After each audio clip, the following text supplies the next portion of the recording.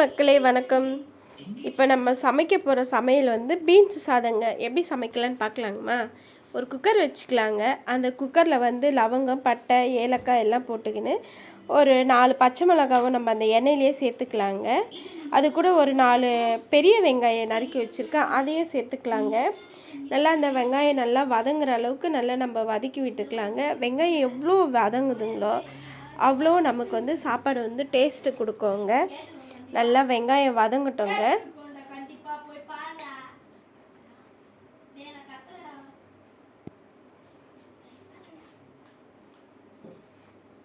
நல்லா வெங்காயத்தை நல்லா கலரி விட்டுக்கலாங்க. இன்னொரு டிப்ஸ் உங்களுக்கு சொல்கிறேங்க. வெங்காயம் வதங்கும் போதே நீங்கள் உப்பு போட்டுட்டிங்கன்னா சீக்கிரமாகவே வெங்காயம் வதங்கிடும். ஆனால் இப்போ நான் உப்பு போடல, உங்களுக்கு ஒரு டிப்ஸு தான் சொல்கிறேன் நான். இப்போ நல்லா வெங்காயம் வதங்கட்டோங்க.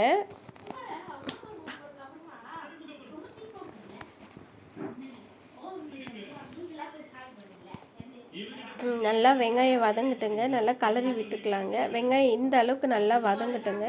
அப்போ தான் வந்து சாப்பாடு நல்லா டேஸ்ட்டாக இருக்கும். இப்போ நம்ம வந்து 3 தக்காளி கட் பண்ணி வச்சுருக்கோங்க, பெரிய மீடியம் சைஸில். அந்த தக்காளி நம்ம இப்போ சேர்த்துக்கலாங்க. தக்காளி நல்லா கிண்டி விட்டுக்கலாங்க.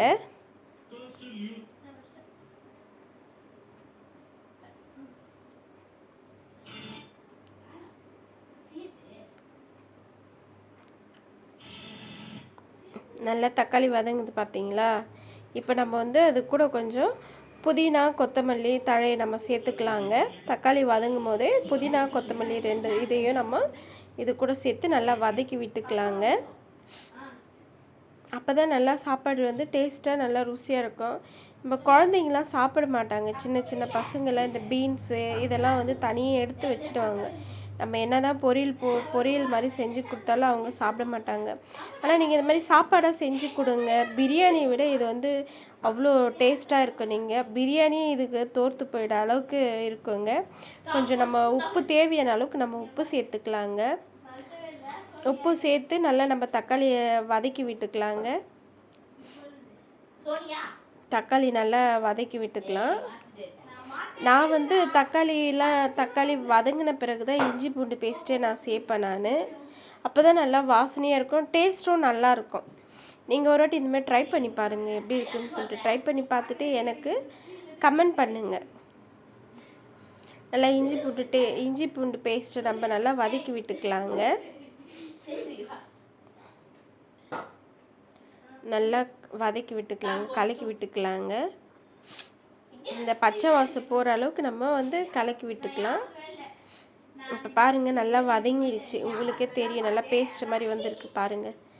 நல்லா வதங்கிடுச்சு தக்காளி, வெங்காயம், இஞ்சி பூண்டு பேஸ்ட்டெல்லாம். இப்போ நான் வந்து ஒரு 1/4 கிலோ அளவுக்கு பீன்ஸு குட்டி குட்டியாக கட் பண்ணி வச்சுருக்கேன், அதையே நம்ம சேர்த்துக்கலாங்க.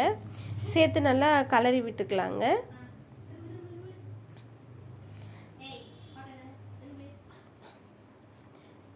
நம்ம வீட்டில் சின்ன சின்ன குழந்தைங்க வந்து இந்த பீட்ஸ் எல்லாம் ஒதுக்கி வச்சுடுவாங்க. ஆனால் நீங்கள் இந்த மாதிரி ஒரு வாட்டி செஞ்சு கொடுத்து பாருங்கள். பசங்க அந்த குட்டி குட்டியாக நம்ம கட் பண்ணி போட்டதுனால பசங்க இந்த சாதம் வந்து விரும்பி சாப்பிடுவாங்க. இப்போ நான் வந்து வீட்டு குழம்பு மிளகாத்தூள் தாங்க நான் யூஸ் பண்ணுறேங்க. உங்களுக்கு தேவைப்பட்ட நீங்கள் பிரியாணி மசாலா, கரம் மசாலா எல்லாம் சேர்த்துக்கோங்க. நான் எல்லாமே மிளகாத்தூளே போட்டு அரைச்சிருக்கிறதுனால நான் குழம்பு மிளகாத்தூளே சேர்த்துக்கிறேங்க. உங்களுக்கு என்ன மசாலா தேவையோ அதை நீங்கள் சேர்த்துக்கோங்க. நல்லா பச்சை வாசம் போகிற வரைக்கும் நல்லா கலக்கி கொடுங்க. நல்லா கலக்கி விட்டுக்கோங்க. இப்போ பாருங்கள், நான் 2 கிளாஸ் அரிசி எடுத்துருக்கேங்க. 1 கிளாஸ் அரிசிக்கு வந்து 2 கிளாஸ் தண்ணின்ற அளவில் நான் 2 கிளாஸ் அரிசிக்கு 4 கிளாஸ் தண்ணி விட்டேங்க. இது சாப்பாடு ரைஸ் தாங்க. எப்படி பாருங்கள், சாதம் நல்லா உதிராக வந்திருக்கு பாருங்கள். நான் 2 விசில் விட்டேங்க. 2 விசில் விட்டு எடுத்துக்கோங்க. நல்லா சாதம் உதிராக வரும். சாதமும் நல்லா டேஸ்ட்டாக இருக்கும். நீங்கள் இந்த மாதிரி குழந்தைங்களுக்கு ஒரு வாட்டி செஞ்சு கொடுத்து பாருங்கள், குழந்தைங்களும் விரும்பி சாப்பிடுவாங்க. இப்போ நம்ம சாப்பாடு வந்து தட்டில் போட்டுக்கலாங்க. பாருங்கள் சாதம் நல்லா உதிராக வந்திருக்கு பாருங்கள். அது கூடவே தயிர் பச்சடி வச்சுக்கிட்டு நம்ம வீட்டு தயிர் பச்சடி இல்லை ஒரு அப்பளம், சிக்கன் 65 ஏதோ நம்ம வீட்டில் இருக்கிறத வச்சு நீங்கள் சைட் டிஷ்ஷாக வச்சு சாப்பிட்டிங்கன்னா அருமையாக இருக்குங்க.